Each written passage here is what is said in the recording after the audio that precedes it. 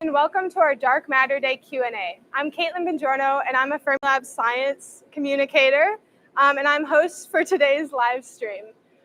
Today, our physicists will be answering some of your questions about dark matter. To submit a question, all you need to do is type #AskFermilab and your question in the chat.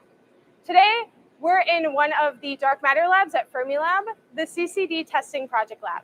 We wanted to bring you into one of the spaces at Fermilab where physics is happening, but in case you hear some background noise, that's the sound of science. Now, let's meet our physicists. Today, I'm here with Fermilab dark matter physicists Dan Baxter, Alex Derlicker-Wagner, and Anna Botti. Can you each introduce yourselves, your research focus, and what projects or experiments you work on? We'll start with Dan. Gladly. So I'm Dr. Daniel Baxter. I'm an associate scientist here at the lab and a joint associate professor at Northwestern University. From training, I am a dark matter physicist, which is why I'm here, I think.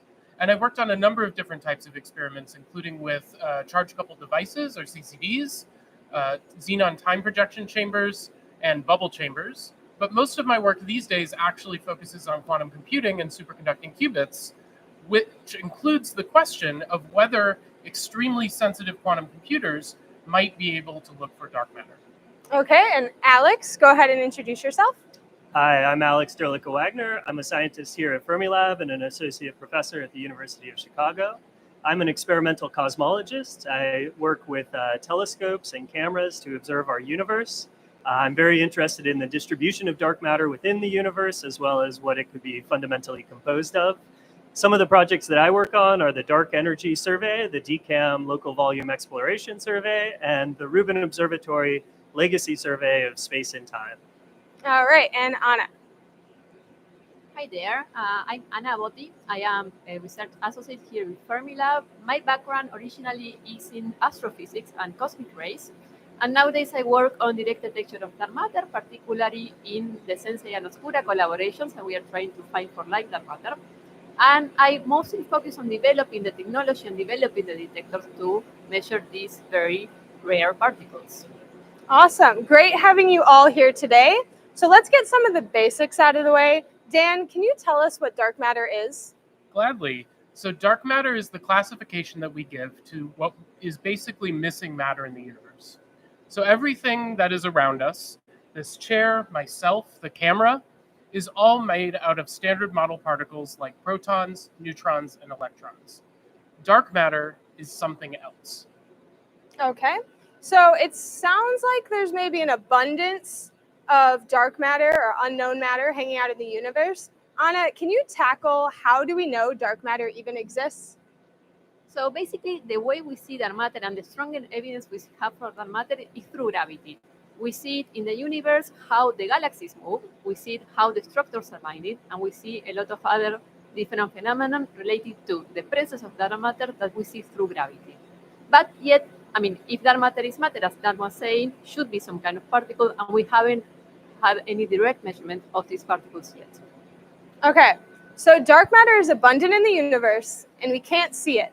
That sounds like our favorite ghostly particles, neutrinos. Alex, are neutrinos dark matter? Yeah, that's a great question. So early on in the study of dark matter, it was thought that neutrinos could possibly be the dark matter. However, from observations that we've made of the universe, we found over time that neutrinos are just too light and moving too fast in the early universe to make up the dark matter that we see there. So while neutrinos were an interesting candidate, and there may theoretically be some new, currently unknown species of neutrino, which we call a sterile neutrino, that could make up some of the dark matter, the neutrinos that we study in the lab today are not. Okay, so even though neutrinos are pretty ghostly, it sounds like they're not spooky enough to be dark matter. So Dan, can you answer for us why dark matter is called dark matter? Gladly. So the name is actually very specific. The word dark comes from the fact that when we observe the universe, whatever dark matter is not interacting with light. For this reason, we can't directly observe it in our telescopes. We observe its interaction gravitationally on things that do interact with light, which is how we know it exists. The matter part of the name comes from the fact that it does interact gravitationally, which means it has mass. Dark doesn't interact with light. Matter has mass. Dark matter. It's a very specific name, actually. Awesome. Okay. Alex, our next question is, what's the relationship between dark matter and galaxies? So dark matter is actually the backbone, the skeleton on which the galaxies that we see in the universe form. So to the extent that we're able to study them, galaxies appear to form in larger clusters of dark matter. Without that dark matter there, the gravitational force from the normal matter alone wouldn't be enough to cause the formation of galaxies at the periods and to the extent that we see in the universe today.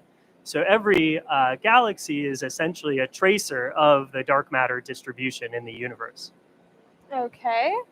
And our next question for Anna is, what theories exist to explain dark matter? Could they be a particle?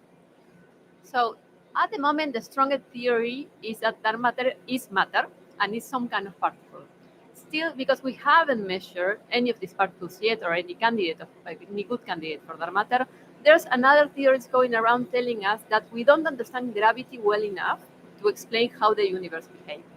The problem with these theories is that there's not a unique way or a unique theory to modify gravity to explain all the phenomena we see related to dark matter. So the biggest consensus is that dark matter is matter and is some kind of particle. Okay, and our next question is going to be for Alex. Is the amount of dark matter in the universe constant over time? So from the Big Bang to today? So to the ability that we've been able to measure it, the answer to that is yes. Essentially, matter is a conserved quantity. So even though the universe is expanding, the total amount of matter in the universe appears to be conserved. And that's true both for normal matter, so the protons, neutrons, electrons, atoms, all the stuff that we're familiar with in our day-to-day life, and also for the dark matter. Okay, and our next question for Dan. How does dark matter interact with normal matter? So that is the question. We know that it interacts gravitationally because all of the evidence that we have for it comes through that. But in principle, we don't know how it interacts with normal matter other than gravitationally. There are a lot of reasons theoretically why it is preferable for dark matter to have some sort of interaction with standard model particles. Otherwise, it's hard to come up with a theory for where the dark matter came from. If it does have an interaction with standard model particles, we have actually spent a lot of effort over the last 30 years ruling out most of the types of interactions we know about. There are still some possibilities that it might interact with the Higgs or other standard model mechanisms, but in general, people are starting to think about new mechanisms for dark matter coupling to standard model particles that are not part of our existing theories. Okay. So kind of going along with that, maybe over to Anna. What are the current methods that scientists use to try to direct detect dark matter?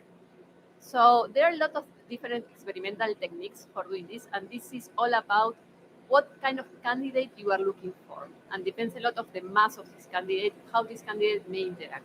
So basically, when you're trying to build a detector, you're thinking of what fundamental force is going to mediate what you have in your detector with the dark matter particle. This can be, for example, a silicon target that has nucleus and electrons, and you can expect dark matter to interact through a force that we know of, through a new force with the nucleus and electrons in this target. Now, if you go to something lighter, you will have techniques more similar to the ones we use for measure light. So it's all about what kind of candidate we are looking for, and there's so many experimental and exciting techniques to do so that research is pretty fantastic. Okay, and we'll go to Alex for the next question. Does dark matter warp our view of the universe? Yeah, so not only does dark matter warp our view of the universe, but all matter does. So this is one of the fundamental realizations that Einstein had in his general theory of relativity. Matter warps space-time, and this means that light rays actually feel that warping as they pass by massive objects. So every clump of matter in the universe distorts the path that light takes a little bit. And this effect is called gravitational lensing. And because the dark matter actually makes up most of the matter in the universe, the dominant component for this warping is the dark matter itself. And we can actually use this to study the distribution of dark matter in our universe by measuring the magnitude and the locations of these warping signatures. Very cool. I'm going to stick with you again, Alex. What role does dark matter play in the expansion of the universe?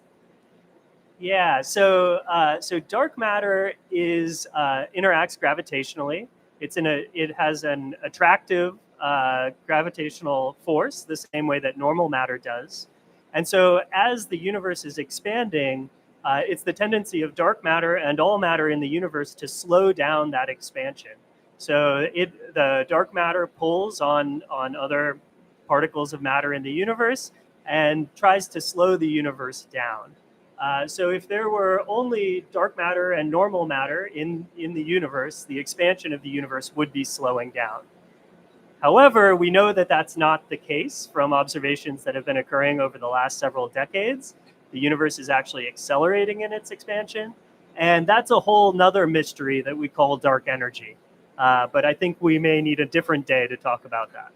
Understandable. Dark energy is quite the topic. Okay, I'm going to go to Dan. Can you answer what axions are? Maybe. So axions are one of the leading candidates for dark matter. Interestingly, some theories of dark matter actually have the dark matter behaving a little more like a wave than a particle. And axions are one of these wave-like dark matter models. The thing that is particularly compelling about the axion among the theoretical models that we have that could explain dark matter and that experimentalists like us are looking for is that it actually solves a second problem unrelated to dark matter in quantum chromodynamics.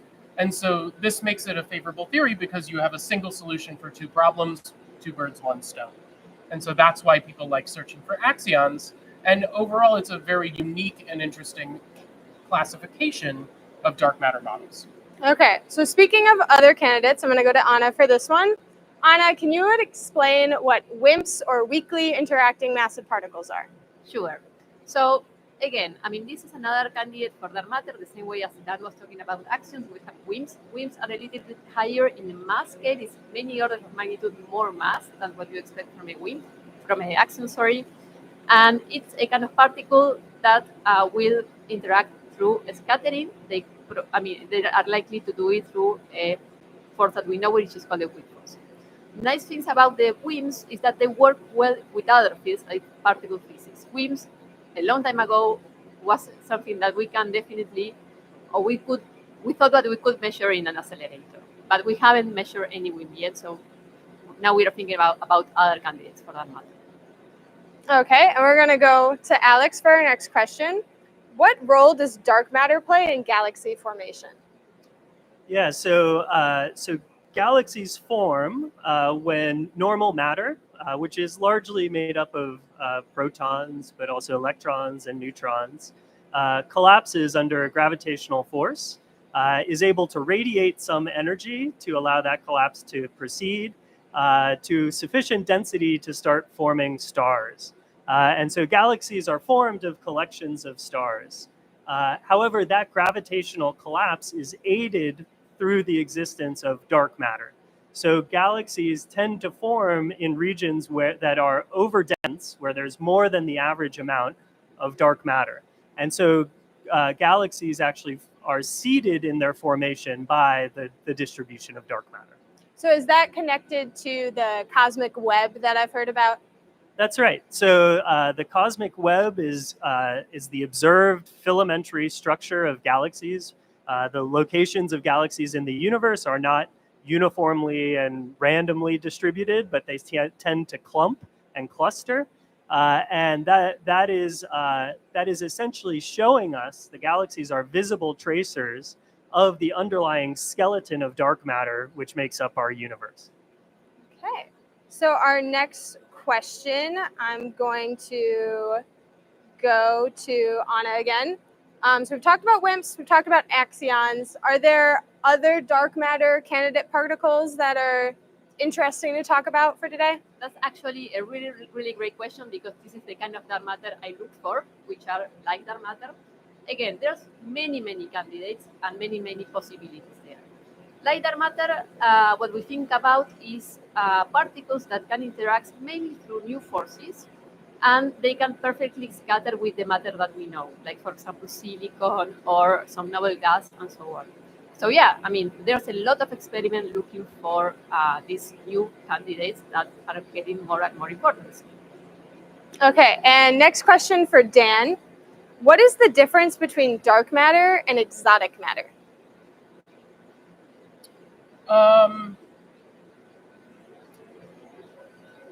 I'm not entirely sure I understand the question. Do either of you have anything you want to say on that one? Maybe you could talk about some exotic types of matter. I guess I'm not sure what types of exotic matter the question is asking about.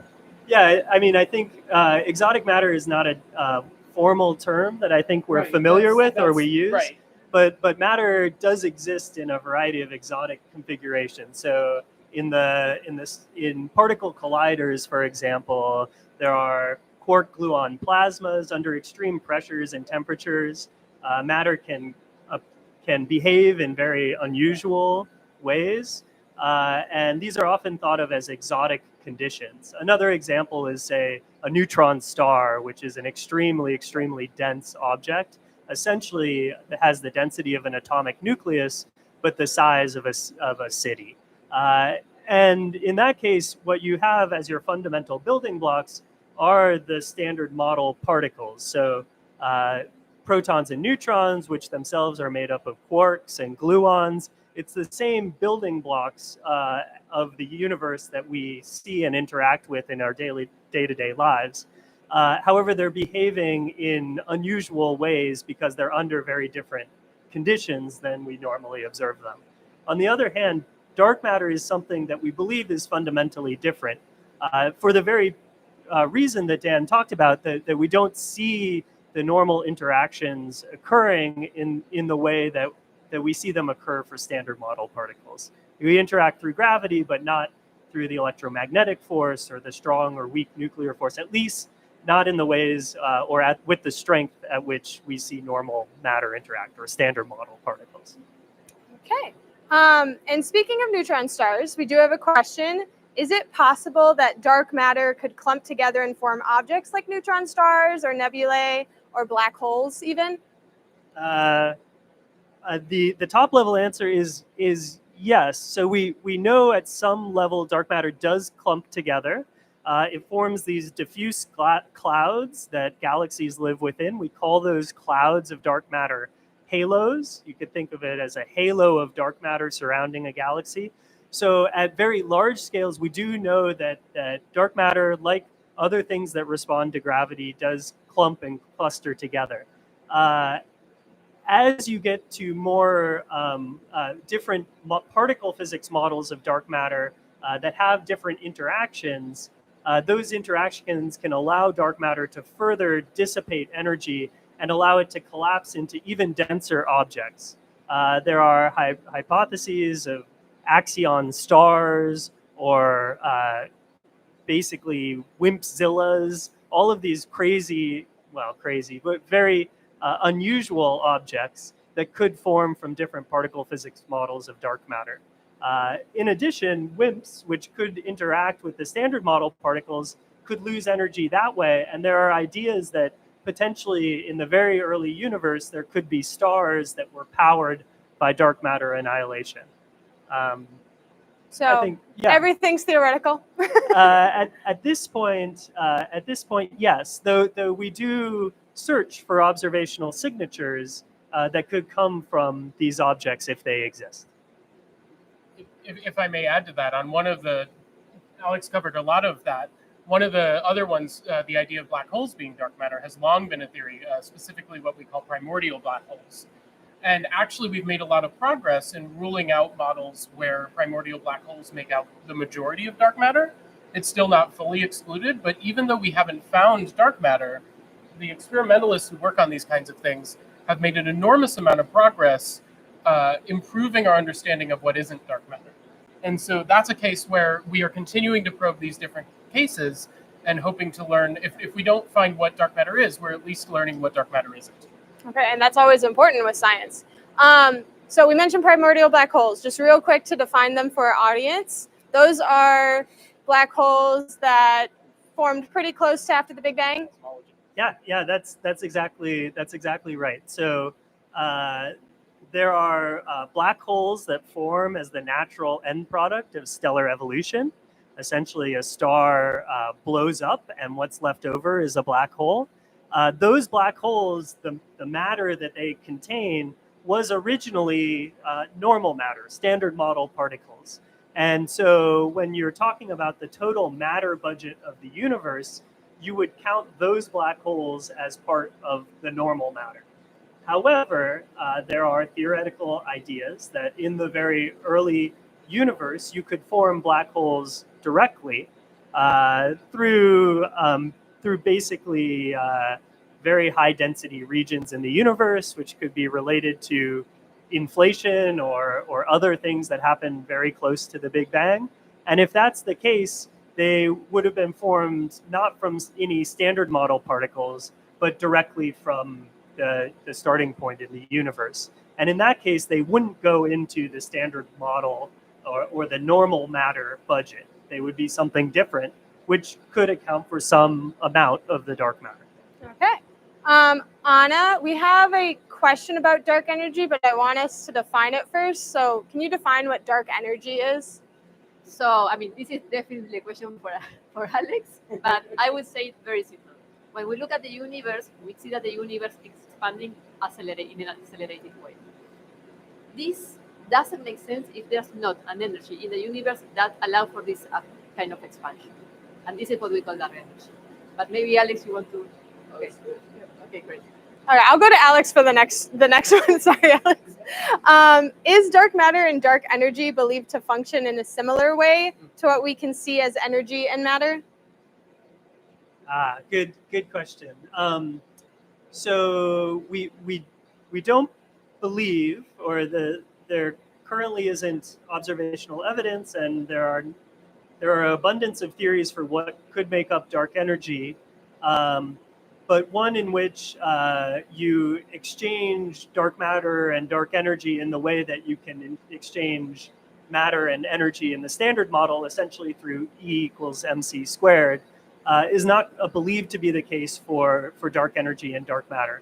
And the fundamental way to understand this is going back to the question that was asked earlier about whether the total amount of dark matter is conserved in the universe. The answer to that appears to be yes, whereas as the universe expands, the amount of dark energy in the universe is increasing. And so you're not just trading dark matter for dark energy in cosmology. They appear to be connected differently from the way matter and energy are connected in the normal matter. Okay, and our next question will be for Dan.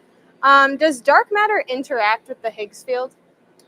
So that's a really good question. I think I might have mentioned this in response to an earlier question, but we don't actually know what the dark matter's interaction to the standard model is aside from gravity. There are theories for how dark matter could interact with standard model particles through the Higgs field, in particular if it is a more traditional weakly interactive massive particle like Anna talked about. But at the moment, those are all theories, and we are in the process of testing a lot of those models. And actually, many of the models that involve the simplest coupling through the Higgs will be tested in the next 5 years or so. Okay, and our next question I'm going to give to Anna. How would our understanding of the universe change if a dark matter particle was discovered? Can you repeat the last part, please? Yes. How would our understanding of the universe change if a dark matter particle was discovered? Oh, wow. Okay. I have to say these are really great questions and not that easy to answer. So basically, if we find a candidate for dark matter, first of all, we need to verify that this is actually dark matter. I mean, this is the dark matter we see in the universe. We might find a new form of matter that is not exactly the same dark matter we are seeing in all the phenomena related to gravity. So there's going to be a lot of work from the community to characterize this kind of new sequence. And then, I mean, this could be a breakthrough. This will be probably the biggest breakthrough of the century. And we'll open the door to understanding much more of the universe than what we currently understand. We only can explain 5% of the universe thanks to the standard model particles. Dark matter can be the clue to understanding the other 95%. And that might be sound a little bit ambitious, but might be true as well. Yeah. We're going to go back to Dan for our next question. Do we need matter to explain dark matter? Could dark matter be just a curvature in space-time or in quantum fields? Okay, good. So this is a great question, and it's one that we get a lot as dark matter physicists, and it's actually one scientists have been asking for about 30 years now. And one way to phrase the same question is dark matter actually a new type of particle, or is it just a flaw in Einstein's theories of gravity? And essentially, at this point, after a lot of research and a lot of observation, you really can't modify gravity to account for dark matter. It just doesn't work. There are still people who work on this because it is and has been a very interesting direction of study. But basically what that direction of study has found is that because we observe dark matter on so many different scales, from the galactic scale all the way up to the cosmic microwave background, you can correct gravitational theories in a way that accounts for the observation of dark matter at one scale, but it will then break physics at every other scale. We haven't actually found a way to modify Einstein's theory of gravity in a way that accounts for dark matter at every scale. And for that reason, we are becoming increasingly confident that dark matter actually is a new type of particle and not just something incorrect in our theories of gravity. So following up on that with another question, is it possible that there are multiple explanations at once that could contribute to the phenomenon of dark matter? Absolutely. And I think at this point, that is becoming increasingly likely. So normal matter makes up 15% of the mass in the universe. Dark matter is about 5 times as abundant. And so the idea that massive amount of mass in the universe would only be made up of one thing is maybe simple and very nice, but the universe is messy. And sometimes that also makes it beautiful. And so we very much consider the case where dark matter is actually part of what we call a dark sector or a hidden sector, where there's an entire new class of particles where they maybe interact with the standard model and what we observe through a specific set of interactions which we're searching for, but that there could be an entirely new regime of physics to study through that dark sector. Oh, that sounds very exciting. I love that as a particle physics lab, more particles. Alex, our next question I'm going to ask for you. Why do we need to learn about dark matter? Or why do we want to? Yeah, so I think there's, to some extent, an innate curiosity that we have as humans about our universe, about our surroundings. Dark matter does make up roughly 25% of the universe, and we know very little about it. In contrast, all of the stuff that we normally interact with makes up about 5% of the universe, the rest being dark matter and dark energy. And so I think that as scientists, it's very unsettling to us to think that all of the things that we know and we understand make up such a small fraction of what is out there in the universe. That's sort of the philosophical reasoning behind why we want to do it. The more practical reason is complicated. In some respects, we don't know what practical applications may come out of the discovery of dark matter, but we can say that the technology that's being developed in the search for dark matter has been very powerful and does have a number of applications. And I might even turn it over to Dan to talk a little bit about some of those technologies and other applications. Yeah, sure. So I mentioned at the start of this that most of my research nowadays is actually in quantum computing. And so one of the reasons that I made that shift from dark matter to quantum computing is that by its nature, a quantum system, including a quantum computer, is very sensitive to interactions with its environment. And that can be any interaction with the environment, including potentially dark matter, but also all of the normal radiation that is coming from the materials around us, including the standard model particles that make up us and the chair and the camera. And so all of the technologies that we've developed for detecting dark matter that build more and more and more sensitive detectors and helping to isolate those more and more sensitive detectors from their environment are now being applied to quantum computers to make better quantum computers that are more isolated from their environment for actual real-world applications. And so it's a direct example of how this investment and decades-long research into building these, what are essentially the most sensitive detectors ever designed, has resulted in technologies that are now directly applicable to something that has real societal implications. That's exciting. I'm going to go to Anna for our next question. If WIMPs break down into visible matter, doesn't that change the ratio of visible matter to dark matter in the universe? Okay. So that's actually a very, very good question. I need to think about it a little bit. Maybe Dan, do you have a... I did. What was the question? If WIMPs break down into visible matter, doesn't that change the ratio of visible matter to dark matter in the universe? By breakdown, do you mean Decay. like decay? Okay. Yeah. So good. Okay. So at this point, we can put a lot of limits on dark matter decaying into standard model particles. Okay.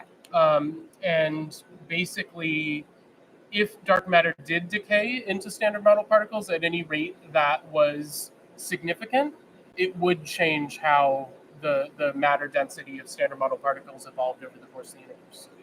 Now, for certain regions of the universe where dark matter is extremely dense, for example, the galactic center, you can still look for incredibly rare things like dark matter decay or dark matter annihilating with other dark matter particles into standard model particles. And that does allow you to probe different models, but in general, there is no significant decay of dark matter into standard model particles. Okay, that makes sense. Our next question, I'm going to have each of you guys answer it. Do you have a favorite candidate for a hypothetical dark matter particle? I'll ask for clarification. Do you want favorite in that we think it is the most likely to be true as a prior, or favorite in most fun? Let's be less controversial and go with most fun. Most fun. Okay, that's interesting. Most fun. I really like. I mean, this is boring, but I'm probably going to go with WIMPs because I can study them, and so it's the most fun for me because the WIMP would be the most easy to probe. That's a really boring answer. I mean, that's why I like neutron stars more than black holes, because we can actually study them a bit more. Yeah. So I actually have, I was going somewhat similarly in that the most fun dark matter candidate for me would be the one that we can learn the most about. And since I do cosmology and I observe the universe, the class of dark matter theories that I think are particularly fun, or one class that is particularly fun, are self-interacting dark matter theories. So these are theories where dark matter may or may not have any significant non-gravitational interaction with the standard model, with normal matter, but it has interactions with itself that allow it to scatter and exchange momentum.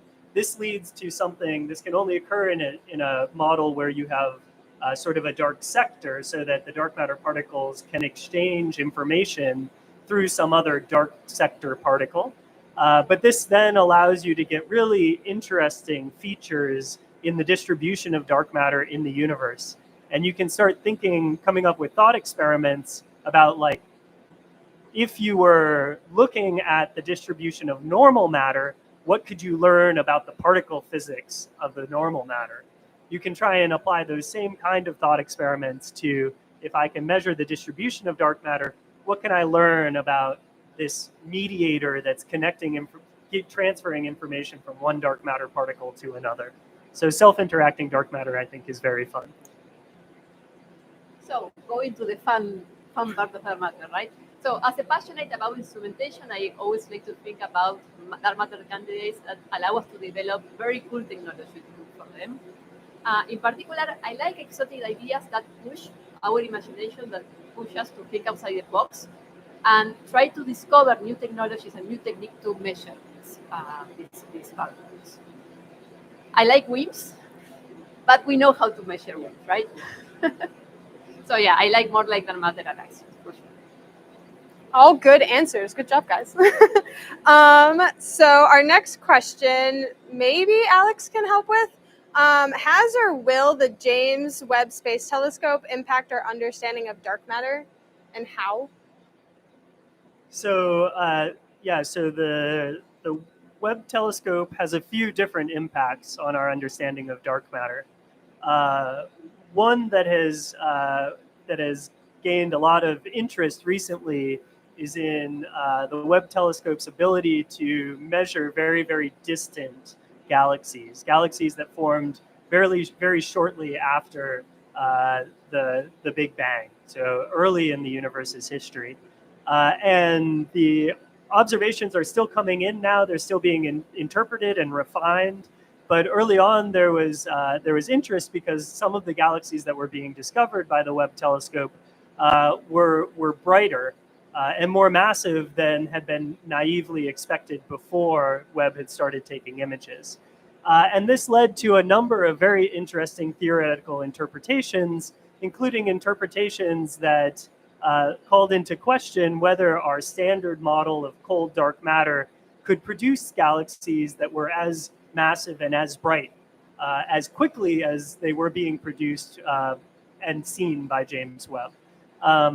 So this led to theories and talk about primordial black holes, which we just talked about recently. It's also led to ideas about other particle dark matter models that could lead to gravitational collapse occurring more quickly. So that's one way the Webb telescope has really been shedding light on this dark matter question. I can talk about more as well, but maybe we can. Yeah, I think our next question is an important one to get to, and maybe you can each kind of talk about it. What Fermilab experiments are looking for dark matter? Okay, so there's a lot of these experiments. I will talk about Sensei and Obscura, which are the experiments we work at. These are experiments looking for light and matter with a silicon target. So the idea is that you can have a light and matter particle interacting with the silicon nucleus and the silicon electrons, and then we have the most sensitive sensors in the world, and we can look for dark matter producing one electron in my silicon target. We have other experiments going around exploiting new technologies, and maybe, that you are working on this directly. New technology. Okay. Well, if we're talking about to be complete, some of the other experiments at Fermilab looking at dark matter include super CDMS, which uses cryogenic detectors to measure the very small energy deposit of dark matter in the crystal. But beyond the more traditional experiments like the CCD experiments and CDMS, there's a number of more cutting edge, more next generation is the right word, experiments thinking about how to do this. That includes things like a project Alex and I are working on, where we're using crystal scintillators equipped with photodetectors, actually using CCDs as the photodetectors to try to search for dark matter, or looking for dark matter presenting a noise source for quantum computing computations, like what I do in the lab. I don't know, did we miss any? We're almost certainly going to miss some, and we apologize as well. So just a few more experiments that Fermilab is running. So there's the Axion dark matter experiment, which Fermilab is very heavily involved in. There are the collider experiments. So CMS at the LHC has a potential to create dark matter. The LHC has the potential to create dark matter, which then could be detected by the CMS and ATLAS experiments. There are the neutrino experiments, which also have sensitivity to some models of dark matter physics. And I know Dune is a future experiment that Fermilab is working on that will have some sensitivity to dark matter as well. And then there are the cosmology experiments like the Dark Energy Survey other experiments that I work on with the dark energy camera, and the upcoming Rubin Observatory Legacy Survey of Space and Time, which all have the potential to, well, do improve our understanding of how dark matter behaves in the universe.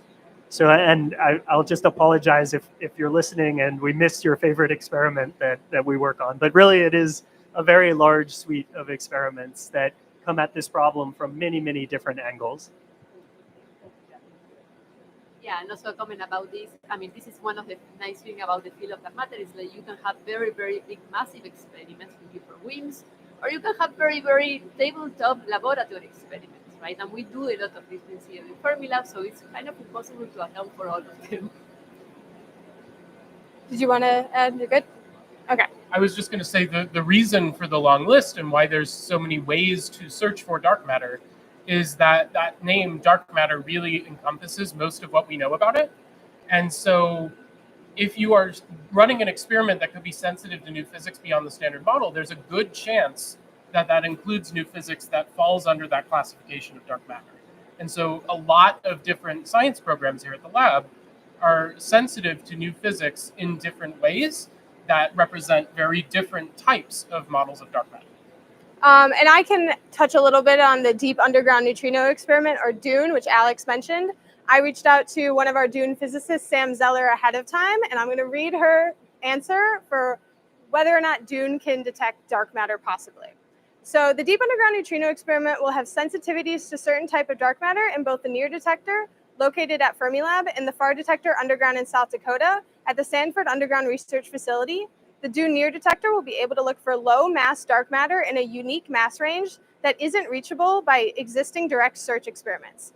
Theorists are particularly excited because the near detector can be moved off axis from the neutrino beam, which can improve the low mass dark matter search. The far detector will also be sensitive to some dark matter, specifically boosted dark matter coming from sources out in the universe, such as the sun, the galactic halo, and dwarf galaxies. So our next question I will pose to Alex. Will dark matter lead us to a theory of everything? I think the answer to that is we don't know. fair. Certainly, it is, in order, if we had a theory of everything, it would have to explain dark matter. So I think it's a fair bet to say that the more we understand about dark matter, the better chance that we have of building a theory of everything. But at this point, we really don't know what pieces of the puzzle need to fall into place before we can come up with such a theory. Fair enough. Dan, I will ask the next question to you. Can you give more insights related to quantum computing and dark matter in the dark matter connection? Is there a way to understand dark matter using quantum technologies? So there's really two different ways to answer this question. So the first is sort of in line with what we've been talking about with direct detection, where you can imagine your quantum chip, which has something on the order of maybe a gram or a milligram of particles that dark matter can scatter off of and deposit some very, very small amount of energy in. But because quantum sensors and quantum systems are incredibly sensitive to their environments, that's actually enough interaction with the environment to change the quantum state. And because you're doing calculations with a quantum computer, it's very sensitive to any sort of errors that might happen due to interaction with the environment. So in that sense, you can directly use a quantum computer or a qubit as a sensor for dark matter. A less direct answer is that quantum computers are going to change the way we do computing in a way that's going to have really fundamental and interesting applications to fundamental science.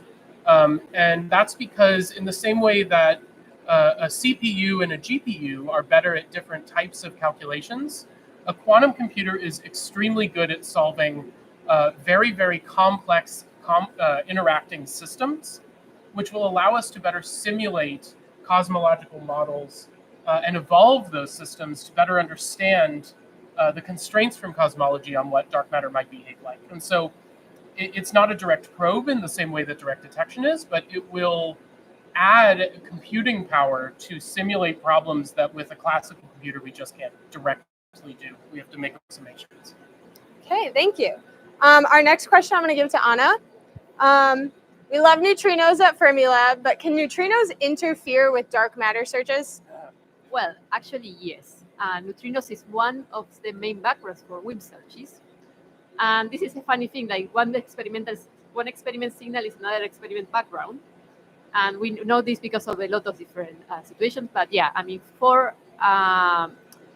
the kind of technology we use to look for neutrinos is very similar to the kind of technology that we use for search for some kind of dark matter, right? And the kind of interactions we expect to see in the target are going to be a very, very similar signal. So yes, I mean, we have a limit to where we can look for dark matter with a certain technology because we know we have neutrinos that will interact in that region of what we call the parameter space. Okay, and Alec, or do you want to add something? Yeah. Something that's really fun about that story is that, so we've been detecting neutrinos now for a half a century, but the main way that we detect neutrinos is through their interaction with electrons. So what Anna is talking about here is actually one of the rarest interactions in the standard model, where a neutrino comes in and actually scatters off of the nucleus of an atom. And that is something that's just predicted by the standard model, so it's not necessarily a novel in of itself, but it's incredibly rare. And we actually only observed that interaction for the first time in the last decade. And what Anna is saying is exactly right. Our detectors have gotten so good that that extremely rare interaction is actually going to present an irreducible background for our dark matter detectors, specifically from neutrinos scattering through that process, coming from either the atmosphere or the sun. We love neutrinos, but I guess for dark matter, they really get in the way. Fair enough. I will ask our next question to Alex. How do you know dark matter is actually matter? So this is in some ways a definitional question, but I guess it also gets back to something that Dan was talking about before. So if one alternative to dark matter being matter would be if it were a modification to our understanding of gravity, and that ends up being very difficult to do across all scales.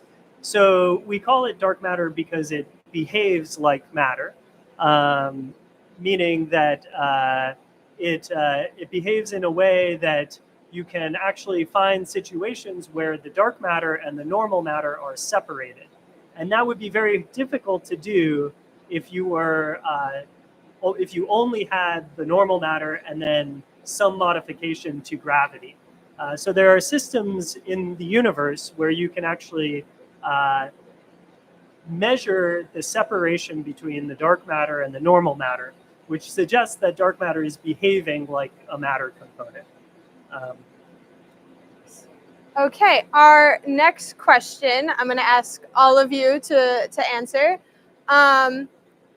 What we talked about Fermilab dark matter search experiments. What other dark matter experiments are happening elsewhere? And maybe to help narrow that down, you can just list like the one you find most interesting or you'd like to specifically do a call out for.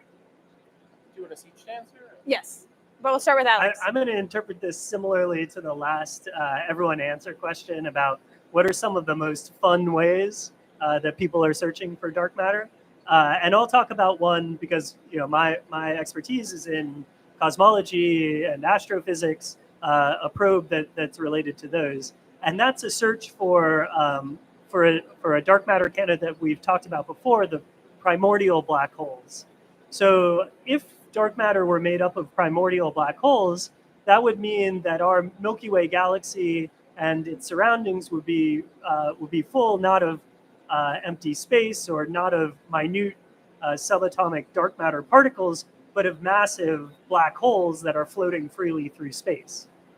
Now, these black holes, through the process of gravitational lensing, which we also talked a bit about before, would actually be observable when they passed in front of background stars. A black hole passing in front of a star would lead to that star getting brighter and then fainter again in a characteristic way. And so over the past several decades, astronomers have observed stars both in our Milky Way galaxy and in one of the nearest neighbor galaxies, the Large Magellanic Cloud, and looked for this characteristic signature of brightening and dimming of the stars from black holes passing in front of them. And they've found a few of these events, but not nearly enough to account for all of the dark matter being made up of primordial black holes, at least in a specific range of masses. And so I think this is a really, really cool experiment. It's a prediction that can be observably testable and has been. Okay, so I will try to go to something a little bit more fun and exotic. Not that for what I say, like generally speaking. I do like the idea of directional detection of dark matter. So this is basically, I mean, you are not only looking for dark matter interacting in your detector, but you are also looking for the direction from where the dark matter particle came from. And for doing that, you need to have some outstanding sensitivity and outstanding materials and outstanding technology to do it. So even though this is still green, I mean, we are working on developing this kind of technologies for the future, it might be the only thing we can do after we keep on pushing the sensitivities and we start to have backgrounds that we cannot remove anymore, like the neutrino background. So thinking about directional detection, when it comes to the physics behind this, the idea that you can actually see the direction of the arrival particle is quite fantastic. And all the instrumental challenges to get there are a lot of fun to tackle. So, okay, so two really good options were taken. I'm going to go with something that's fairly traditional, but hasn't been well represented in our conversation so far, which is the large xenon time projection chambers. So this is something that Fermilab has been involved with in the past, but there's no one here who currently works on it. And actually, in certain mass ranges, the most sensitive searches for dark matter come from these giant ton-scale xenon detectors. What's really fun and interesting about them is that these are, in many ways, the most sensitive detectors ever built, depending on how you define that, to the extent that they are now measuring ultra-rare isotope decays as their primary background sources that otherwise had never been measured because their half-life is just so long. And so actually some of the dominant backgrounds coming from these giant xenon time projection chambers just come from really, really long-lived xenon isotopes with lifetimes on the edge of the universe. And so that to me is just incredible. Yeah, all good answers. Thank you, guys. Our next question, how would you encourage non-scientists who are interested in science to participate? Is there like citizen science projects people can get involved in? So I'll take a moment to plug a citizen science project. So astronomy and cosmology is really fun because we are taking pictures. We're taking pictures of the night sky. We're taking pictures of really exciting and fun to look at objects like galaxies. It turns out that this gravitational lensing that we've been talking about that allows us to actually measure directly the existence of dark matter and how much dark matter is in a system, is in a galaxy, can lead to some really crazy looking images where the light of a background galaxy is totally bent and distorted. This is called strong gravitational lensing. And in these systems, you can learn a lot about the distribution of dark matter in a galaxy. However, they're exceptionally rare to find. And one way that has been extremely efficient for finding them is through citizen science visual inspection campaigns. So basically having people look at images of galaxies and try to identify whether or not strong gravitational lensing is occurring there. And there are several citizen science projects focused around this topic. Awesome, thank you. I think our next question I'm going to pose to Anna. We kind of already touched on this, but maybe just to clarify a little bit more, E equals mc squared, regular matter can be converted into energy. Is that possible for dark matter to be converted into energy itself, not dark energy? Yes, I mean, if dark matter is matter and is a particle, I mean, the way we understand particles and how they interact is transforming into energy and the particles again. So we would expect this to have the same behavior, even though we don't know exactly the specific forms that are going to mediate this. So in principle, I mean, we expect to have a similar behavior than standard model particles, but in a very different ways somehow. I don't know if that clarifies, but hopefully it does. Awesome. And it looks like we have time for one last question. Alex, now that you have the mic, I'll start with you. What are you most looking forward to in the next year? So I'm really, really excited about the Rubin Observatory. The legacy survey of space and time that it's going to be carrying out is going to be starting about a year from now. We're currently in the phases of commissioning this brand new telescope, a huge digital camera, 3.2 gigapixel digital camera, which is going to be on the sky very shortly and is going to be taking pictures of the nighttime sky at an enormous rate. And so in essence, we're going to be able to build movies of everything that changes in the visible night sky every 3 nights. And I think that, along with the extreme sensitivity of this new system, is going to teach us a lot about dark matter, dark energy, and cosmology. Awesome. Dan, are you good to go for next? Yeah. So the question is somewhat hard for me as a direct detection person, because the time scale on direct detection experiments tends to be on the order of 5 or 10 years. So 1 year is a very short amount of time for me. But I'll just answer it selfishly, which is that the new lab we have been setting up here underground to run quantum chips and qubits in a radiation-controlled environment just came online this summer. And our first qubits started taking data last week. So I'm mostly just really excited to go underground, and I will be underground a lot for the next year. Awesome. Yeah, we love going underground at Fermilab. Yeah. So next year. Personally, I think I am very, very excited because we are going to start a new run with our experiment. We recently achieved the lowest background ever achieved in any CCD and in any light detector, by the way.